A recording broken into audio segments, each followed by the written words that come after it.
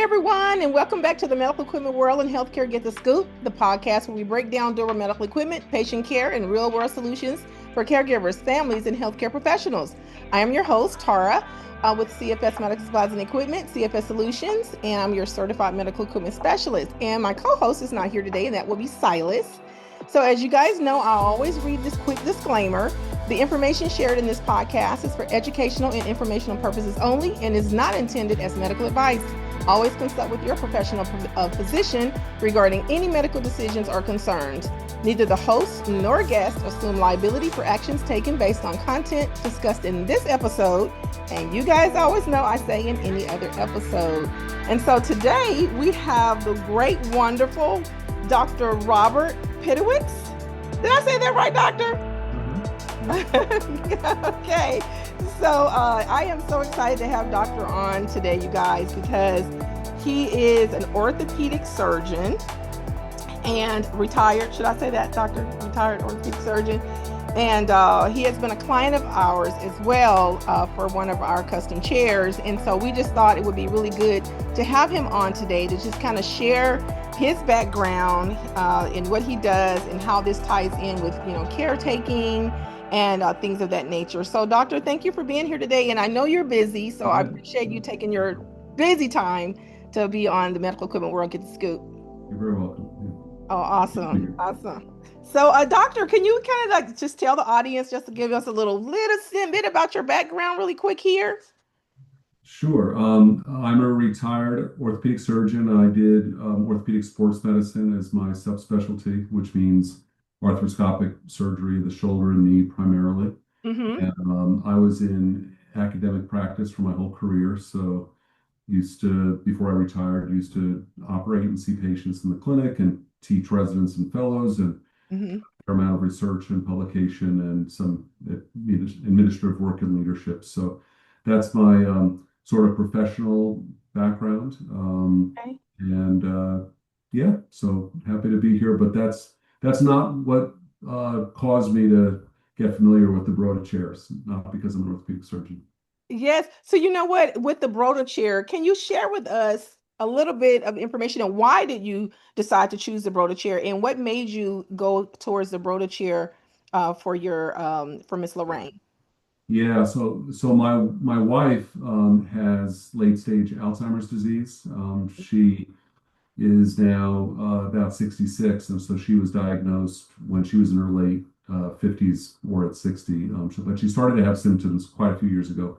Her mother had Alzheimer's as well, so we went through that journey with her mom, going from independent to very dependent living, and then she eventually passed away from Alzheimer's disease. So I think the combination of the perspective that I had from the experience with my mother-in-law and then Lorraine's progression, I realized how important it was to, at this stage in Lorraine's progression, get proper seating for her because she's having a lot of trouble ambulating at this stage. Yeah. And what specifically sparked the need for the chair was, unfortunately, shortly after going into a memory care facility, she tripped and broke her ankle. So she had to have a solution for ambulation from that. And then I was thinking about what the ultimately best solution would be for her, predicting what her needs were going to be down the road.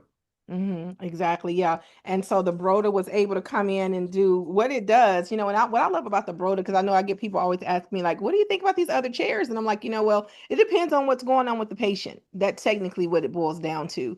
But our go-to is always the Broda because we've seen how it's transitioned patients and their comfort and the things in even though they don't have mobility, just the fact that they're able to get out of their bed and be able to get into a Broda that's going to give them that comfort that they need and that positioning to be able to do the activities that they need to do with their loved ones, still going out and about and being comfortable while doing so. Yeah. So that's Well, critical. what struck me, particularly when my wife came back from the hospital, she didn't have surgery, but she was in a big boot and they didn't want her to put weight on her foot. But she was in an area at the facility where there were a lot of people in wheelchairs. And I was observing what was brought for her as a sort of a temporary rental wheelchair Mhm. and what other people were sitting in.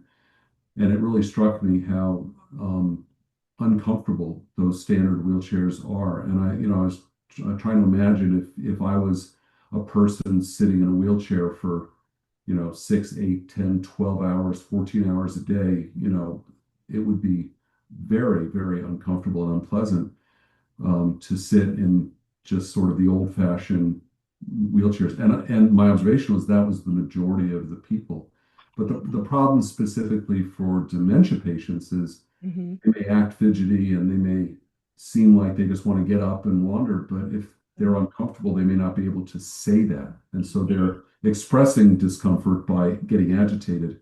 And Yeah. so I was making my own observations that that was really what was going on. And that's what drove me to research and try to find a better, more comfortable, more durable solution for Yeah. life, and I think that that kind of approach and philosophy is relevant to many other patients outside of Alzheimer's disease. This is, I think, germane to discussions of people with spinal cord injuries or Mhm. neurologic diseases. And you can name there's a very long list of reasons why people would potentially have to be in wheelchairs, cerebral palsy in children, the list goes on and on and on. But um, regardless of who needs to be in a wheelchair for a long time, comfort is critically important and positioning. Yeah.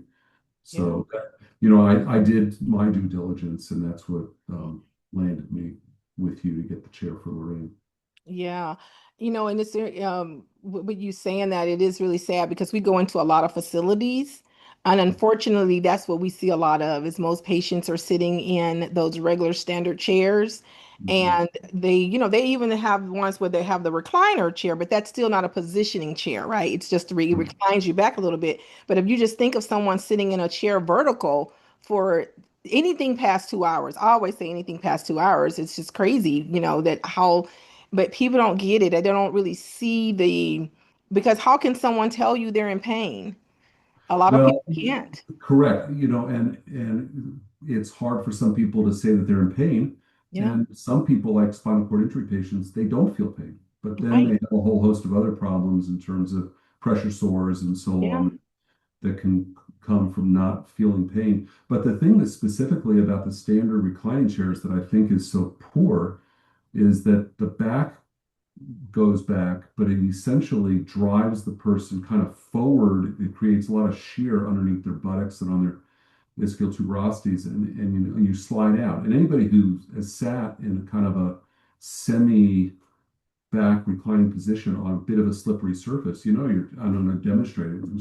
After a while, you're kind of sliding Yeah. out and you push yourself back up. And Yeah. so, yeah, it seems obvious to me that that is not a particularly great way to spend a whole lot of time. I mean, I get fidgety sitting in a standard sitting position for 5 minutes, so the hours I can't imagine. Right, I agree with you. Well, it was so funny. I was last night I was at the beach and I was using just a regular. Well, first of all, I sit on seat cushions no matter where I'm at. Yeah, I'm right. always on a seat cushion, but just sitting last night, I'm thinking, okay, well, I'll just sit here for a little bit, and I was using one of those little lounging chairs, just sits low, and I had it reclined up a little bit, and I'm thinking, because I'm always thinking about the patients, right? I'm always thinking. And I'm thinking to myself, like, how this is so crazy. Like, I'm sliding down like you were sliding down, but the discomfort, like, I had to get up, stand up, move around, all these things because I didn't take my seat cushion. But it was just crazy. So the seating, and people don't understand either, is that it's the type of seating too. Like the certain type of seat cushions that you're getting. It matters depending on what's going on with the patient, right? Right. And then when you talk about the Broda, what I love about Broda is because it has the polyvinyl straps, these position straps that contours to the body. So that means if your loved one is moving, it's contouring and moving to the body. And Right. that is Well, huge. I had well, two comments about what you just said. One is I think that just about anybody could naturally understand how comfortable a reclining chair is. I mean, our recliners in our living rooms are built Mhm. on purpose so that the back goes back and the Mhm. bottom area kind of inclines, so it creates Mhm. this kind of position, and then your knees are gradually bent. Right. They're designed because that's a very comfortable position, and anybody who's laid back in a recliner knows this, so it's kind of intuitive. But to the comment that you just made about those straps, I think I learned about this way, way, way back in my experience as an orthopedic surgeon, Mm-hmm. taking care of spinal cord injured patients or people with severe head injuries, where we had to pay a ton of attention to the risk for pressure sores Yeah. and pressure distribution. And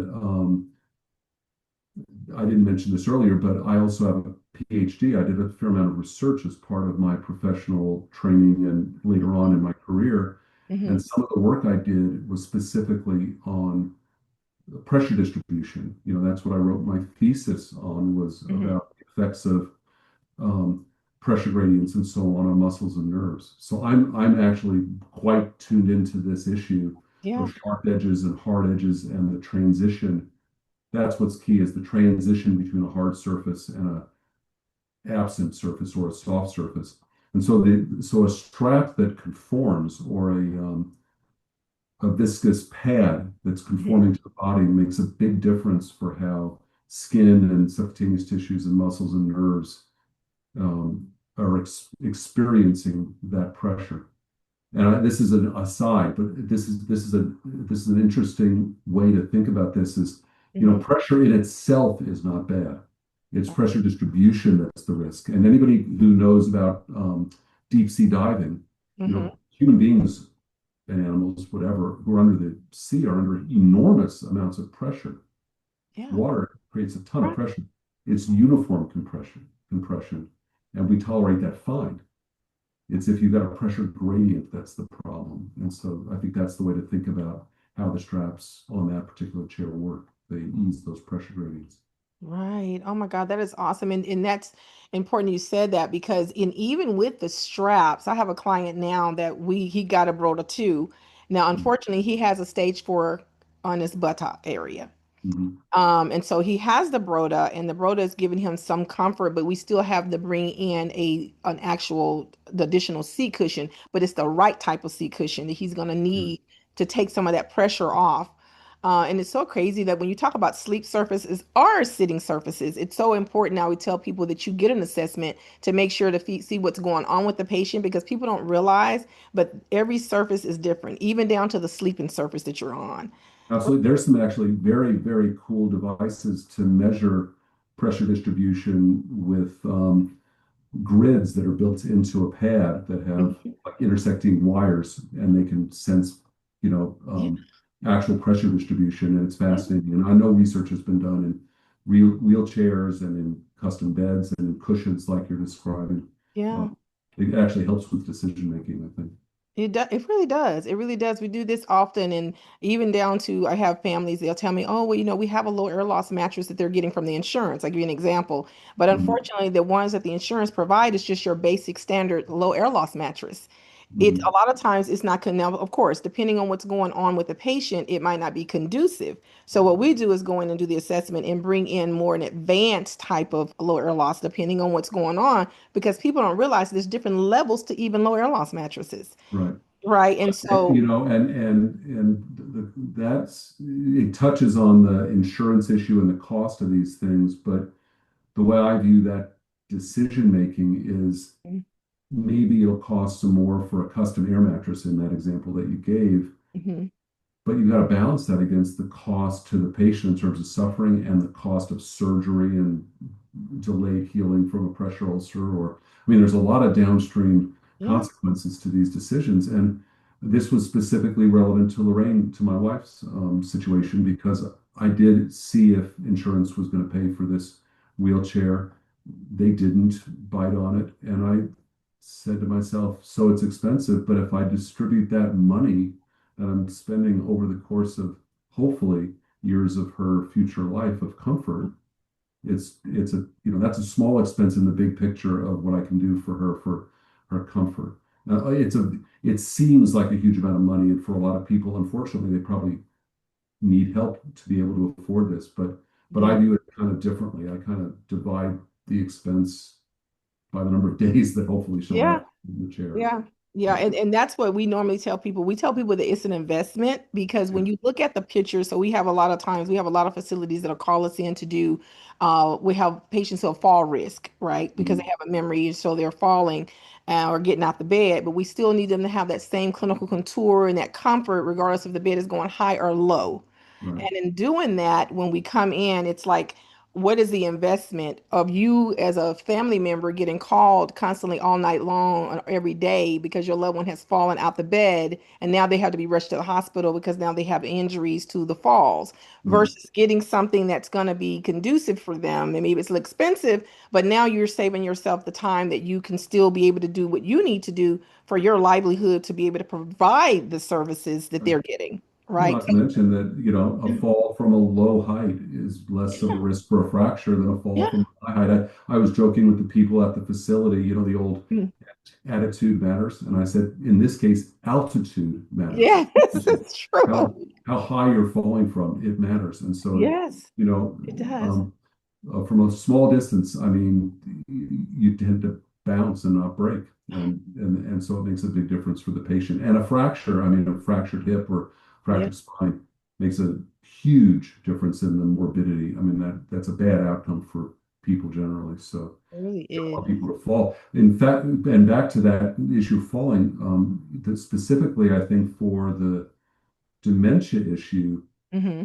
one of the um, one of the pushbacks about the chair was that it could be misconstrued as some sort of a restraint, even though we're not using a safety belt or something. And I had to argue a little bit with the administrators, like, how is it sitting back in a comfortable position is a restraint? But I want to bring this up in this discussion because Okay. maybe other people who listen are going to get that same kind of a response. Hmm. The analogy I pushed back was like, well, you put people in reclining chairs. How's that any different than a wheelchair that reclines? So Right. it's it's it's logically inconsistent. But the other thing about the fall risk that I think is important beyond if you're comfortable, you just don't want to get up and you're not going to trip, Hmm. is that the particular chair that we ordered, and you helped me with this for Lorraine, has the footrests that completely fold and get out of the way underneath her feet. So that actually has helped a lot because the other design, you get tangled up in those footrests pretty easily. And Right. it took almost no time to train the staff on how to use those with the Hmm. levers, got them out of the way. But when Lorraine is sitting down or under, when the chair is by like a table eating lunch, Hmm. I think it's actually really good to get those footrests out of the way, Right. to not have to take them off the chair because then they're Hmm. going to get lost. Right. They're Right. going to Right. disappear, and that's not good either. So I really like that design. I've never seen that actually in another chair. I don't know if you have, but that's a very cool feature of this particular chair for us. Yeah, the Broda inquiry was great. And no, but I have to thank you for doing your due diligence because you, with your information and knowledge, and us in Broda, we always go together as a team to help families get exactly what's going to work for them. And so you were a big part of that. So thank you for that. Because I think you actually brought up that design of let's flip back, right? So something she wouldn't trip over. And Right. yeah, so Broda made it happen. Right. I mean, that's, I kind of understood. Well, I think this is, it's not just me. People who are caregivers they're supposed to be the advocates for their loved ones, Yes. and they understand best what the needs of their loved ones are. You have to respect that. Families know what their loved ones need. And so I understood what my wife needed. I had some experience, as an orthopedist with Mhm. these devices. I mean, I was advantaged there, but I said I need something that she's going to be comfortable in, that she's going to be able to lay back because she sleeps a lot, and I know that she's going to nap. So let's make her Yeah. comfortable. She's getting a little fidgety. The chair that we got allows her to rock herself a little bit. Yeah. I Yeah. wasn't sure if she would learn how to propel herself, but at least there was that option to use her feet to move along.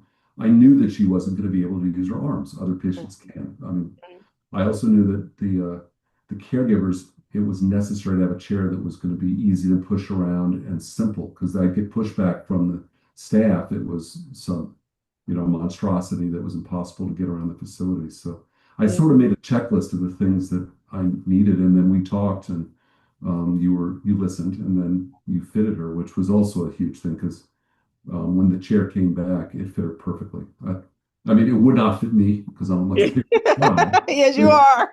but it fit her Yeah. perfectly. I mean, Yeah. that's what it was for, right? Yeah. And that's the thing, like making sure it's gonna fit the person who's gonna be using it. And Exactly. yeah, so yeah, we were excited, totally excited. And at first I was like, oh my God, because we always get nervous with when you're doing these custom chairs because it's a little bit different from a complex rehab type of situation. And so because you're trying to narrow down especially with just making sure she those footrest and the rocking and making sure it was going to be level to her positioning, which she was going to still be comfortable with the depth of it. So all those things play a part in it. And so, yeah, we were so excited when she said it. And I was like, yes, yes, Yeah. so we were happy. Well, I could tell you where, I was too. The other thing that I think we built in for the future, she doesn't need it now, but that chair has a couple of bolsters that Yeah. sit kind of at shoulder height. Very easy to put a pillow if I want to. I've got a stuffed dog that I sometimes she pets it. It's Yeah. kind of a common thing, but we can use that as a pillow. But in the future, as she loses, which she will, she's going to lose muscle control and she's going to sag, when she's sleeping, and that's just part of this disease. Yeah. Having the ability to give her more support in the thoracic area, I think will become more important. So, my point here is it's not just the exact needs now. Yeah. I think when you're making an investment in something like this, you ought to be thinking to the future of what's going to be helpful. And transportation becomes a big thing too. So, this chair, I'm not a paid consultant. I just want to make that clear. I know a lot Yeah. about this, No, but no, you're but not. sound like I'm selling it. But this chair has the attachment points for transportation Yeah. cleats that are safe at higher speeds, which is important if she needs to get transported later for outings or to the hospital or for doctor's visits and so on. It's not a chair that's going to go in my trunk. I've got a separate small folding lightweight chair. So for anybody who needs something that's going to go into the back of their car, this is Yeah. not it because it's Yeah. heavy, but Yeah. that was the purpose. It was, there's other Yeah. devices.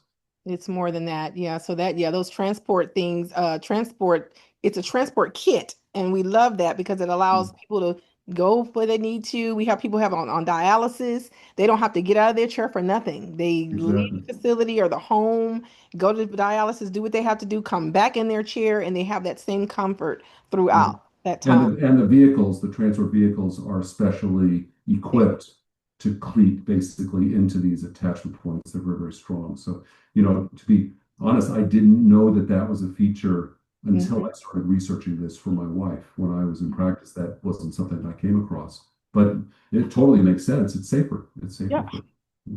It's all about the safety. It's all about the safety of the patient and what they need. So yeah, yeah, so we love roller. So no, you're not paid, doctor.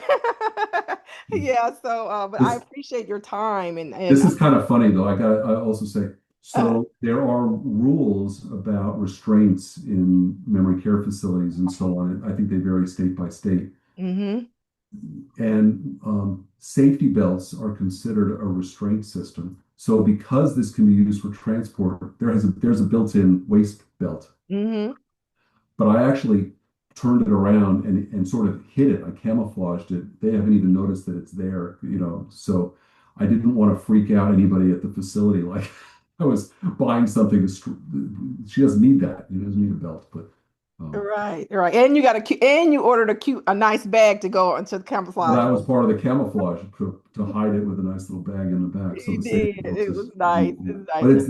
it's there for when she needs to be transported doing that Yeah, transfer. because you can't have that transport kit without the seatbelt. It's just Right, makes sense. Yeah, yeah, for yeah, that's safety. right. So yeah, and then a lot of times too, facilities don't know because sometimes they just don't know. But in compliance, as long as you have a doctor's order, you Right. literally can have that in there as long as it's written a certain type of way that doesn't require it to be like that it's like a harness or anything like that. As long as the Yeah. doctor can put it No, in it's used for the word, purposes of the transportation right? moments. I've got that letter. I've got it signed by the doctor. So in the Yeah, future, if they do ask for it, but yeah, not in the facility. They don't want to have to use it yeah. there. Yeah. Yeah. So, and it's because, yes, because some of the facilities they wasn't aware of that. And like we will tell them, like, because I do compliance too, and I'll tell them, like, no, you can have this as long as you have this in place. And then Yeah, they're like, oh, okay. So now they're actually, even with rails, depending on what kind they are and depending on what's going on with the patient, right. some people have to have that little more positioning. And if you can get the doctor to sign off on that, for without restraints, you can have those as well. But some facilities, they don't, they just have their rules, and then some don't know. And then when they find out, they're like, oh, okay, we wasn't aware. So, It was interesting when we were trying to work through with the facility, getting the buy-in for the Broda chair. I realized that there was a disconnect in the terminology. I was saying Broda chair because I knew what we were getting, the Encore uh, chair, which is really well designed for memory care patients. mhm. The people I was talking to heard Broda chair, and their experience was with Brodas for ALS patients, which are way more complicated. They're awesome for that purpose, and they facilitate sliding boards and people who have no motor control. Yeah. Way, way different piece of equipment. But I'm making this point because I used the term Broda chair. The person hearing it did not understand what I was talking about. And then Yeah. once I figured out we are on different, we're just missing, then it was, oh, okay, well, we could do that. Yeah. Yeah. It's positioning. And I always tell, and it's so funny you say that too, because I literally just got a call today of a lady wants a broda for her husband. And so she says, well, I don't know about the broda. I was looking at something different because the broda is just so big and it's just got these big wheels on it. And I had to tell her, like, I had explained to her that the customization of it is going to be based on the need of the patient and what's going on with them. So I could think, because she was thinking of this big chair with these big wheels. And Right. yeah, so she's like, Yeah, oh, we all make assumptions, but mhm. it's like there's a menu of things to pick from, It literally. Yeah. it really is. Yeah. So I'm like, no, it's not that. It's not that. So anyway, I have an appointment with her. So, but she was just that same thing you're talking about. She just hear Broda and she think about this big chair and these big wheels, and it's probably because one she's seen. But when you see Mhm. all these other ones that has been designed and the wheels, that yeah, because even with the one that Lorraine has, it has the four. I think we have the 14-inch mag wheels on hers on the back. Yes. Yeah, the wheels in the back, and Hmm. it's very easy to push around. I Yes. mean, there's other models that are heavier, that are harder Hmm. to steer and so on. But I think that's where you make the assessment, where you made the assessment, what's the environment, what's her weight, Hmm. what are we expecting to do in the chair, Yeah. all those Yeah. considerations. And Yeah. we All came the up with a good discussion about it. And I think there was also, you had feedback from the company, about some of the options, and they were experts at features that made sense for Lorraine specifically. So that was very right. helpful. Yeah, and that's what we do. It's like we don't go this alone. We say it takes a team, Yeah. right? So just everybody kind of put their comments in, because we're pulling from, other people's, oh, well, I've tried this chair and it worked for this person and this is what they had, and we just learn all these different things when it comes to the depth, the width, the environment, everything. We look at the full picture. I tell people that anyone can sell your product. But for us, it's all about the patient and the family and how we can make everything work for them. Right. So, and if you don't Including the have that, color. But I think the color is ultimately up to the patient and the family. yes. Yeah, well, you did a great job on the color too, let me Yeah. tell you.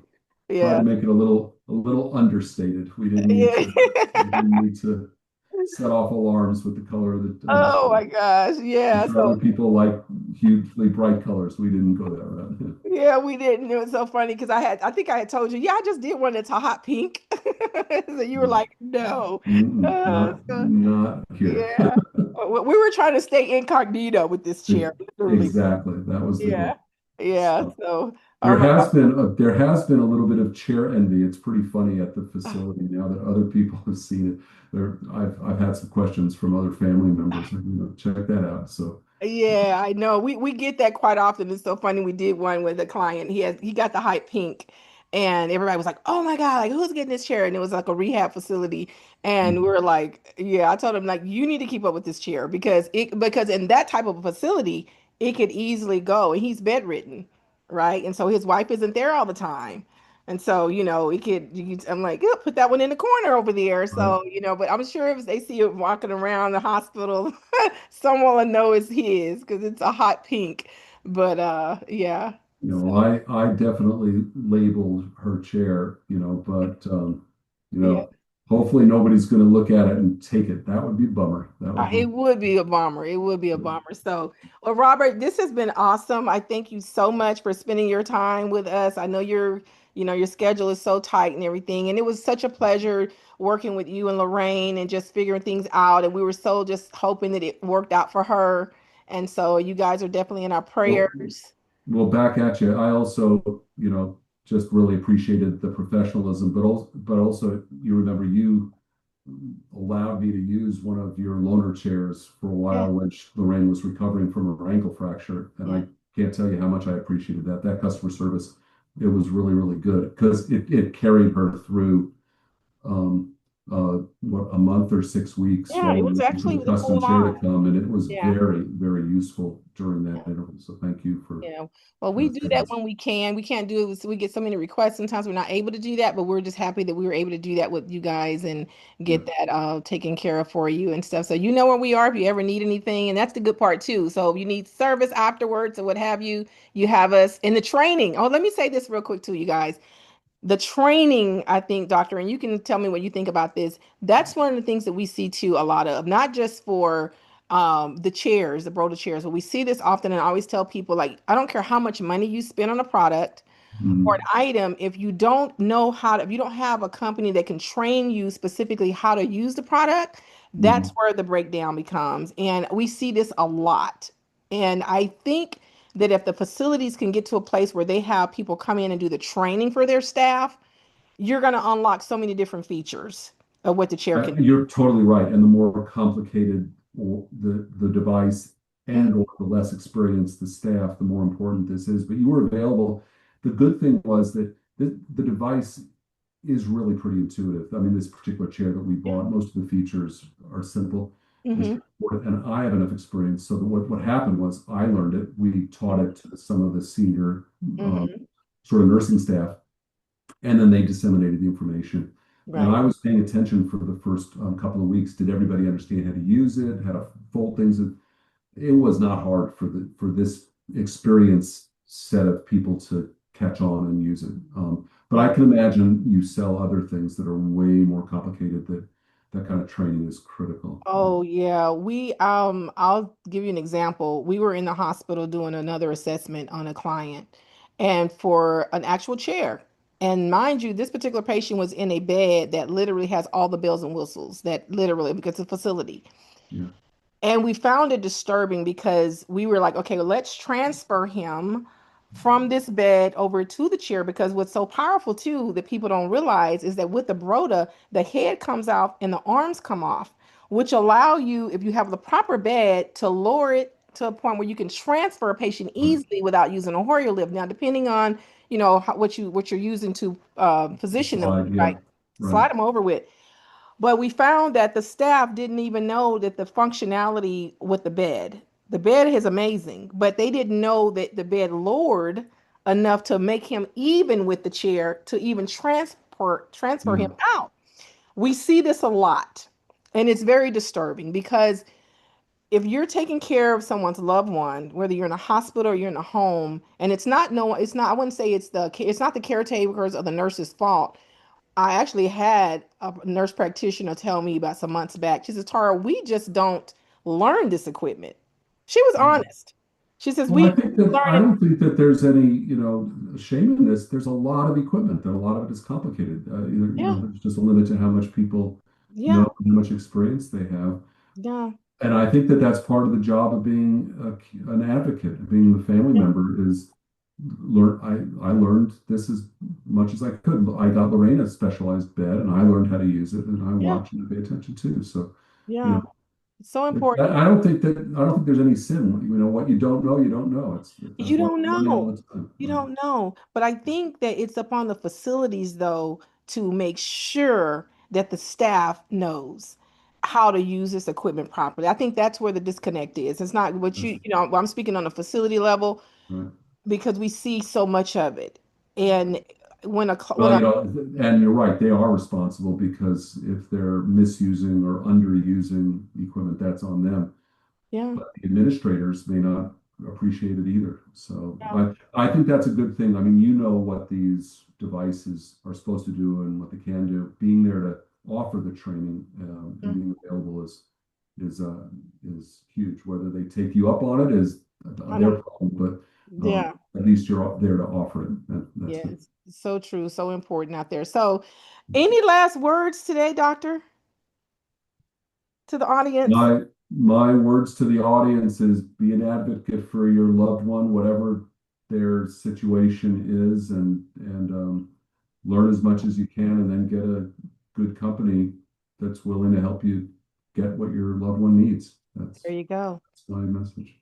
There's well, thank you, doctor. I want to thank you again today because you were busy, and thank you for being on the Medical Equipment World and Healthcare Get the Scoop. And you guys today, this episode is sponsored by CFS Medical Supplies and Equipment, CFS Solutions. And you guys always know, I always say that we will catch you on the next episode. So thank you for listening in, and I hope that this information has been a blessing and a help to someone in their family on today. Have a wonderful day.